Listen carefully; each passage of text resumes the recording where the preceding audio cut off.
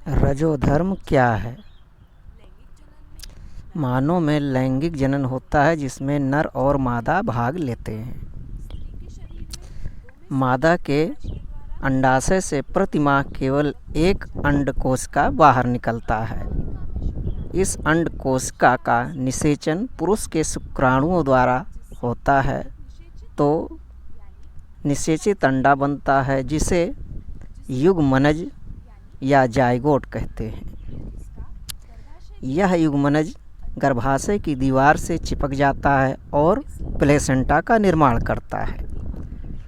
गर्भाशय की दीवार मोटी, मांसल और भित्तीय होती है।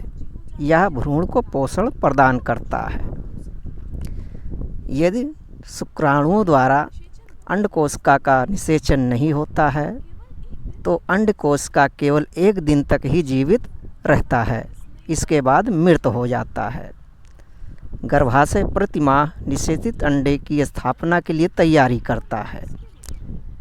इसके बाद गर्भाशय की दीवार टूटने लगती है और मृत अंडकोशिका और अशुद्ध रुधिर योनि द्वार से बाहर निकलने लगता है, जो 2 से लेकर 8 दिन तक चलता रहता है। यह प्रतिमाह लगभग 28 दिन के अंतराल पर होता है। इसे रजोधर्म या ऋतुस्राव या मेंस्ट्रुएशन कहते हैं।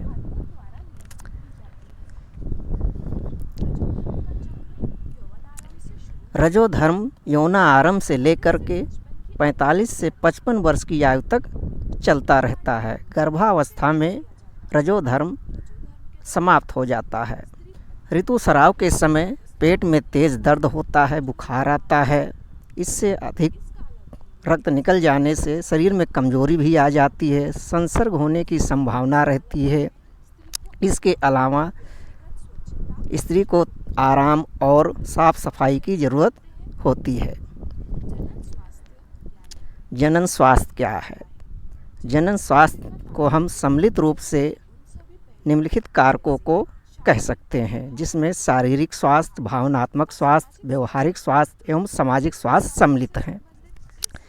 जनन स्वास्थ्य में कुछ समस्याएं भी देखने को मिलती हैं, जैसे समाज में लड़के और लड़की में भेद करना, बाल विवाह जैसी रूढ़ियाँ, संतान उत्पत्ति के लिए परिवार का दबाव तथा शासन का नियंत्रण,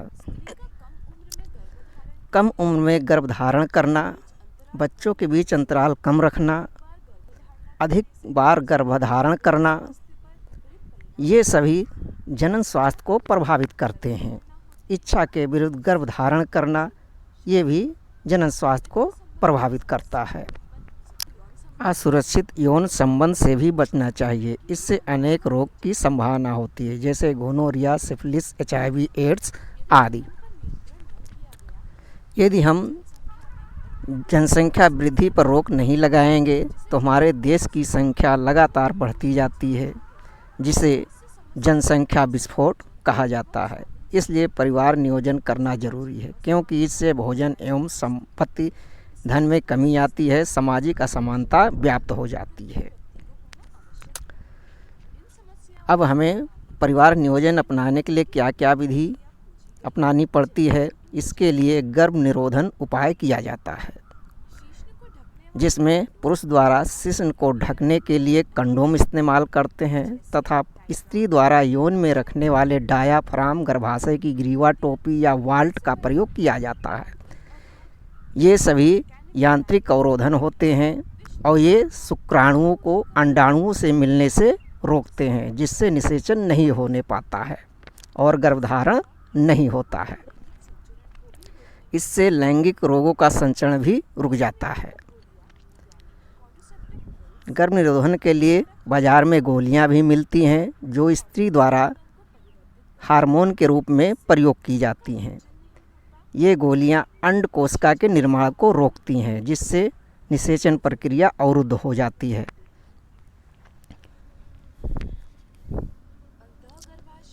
अंतःगर्भाशयी युक्तियाँ भी गर्भ निरोधन में प्रयोग की जाती हैं। ये युक्तियाँ प्रशिक्षित डॉक्टरों द्वारा किया जाता है। गर्भाशय के अंदर में लूप या कापर टी का आरोपण करते हैं। ये युक्तियाँ शुक्राणुओं को अंडाणु से मिलने से रोकती हैं और निषेचन नहीं होने पाता है।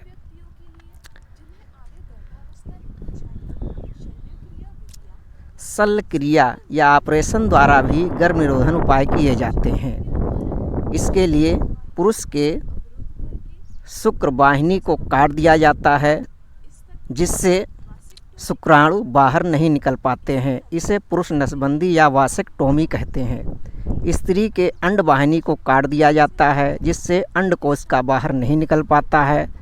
इसे ट्यूबेक्टोमी या स्त्री नसबंदी कहते हैं।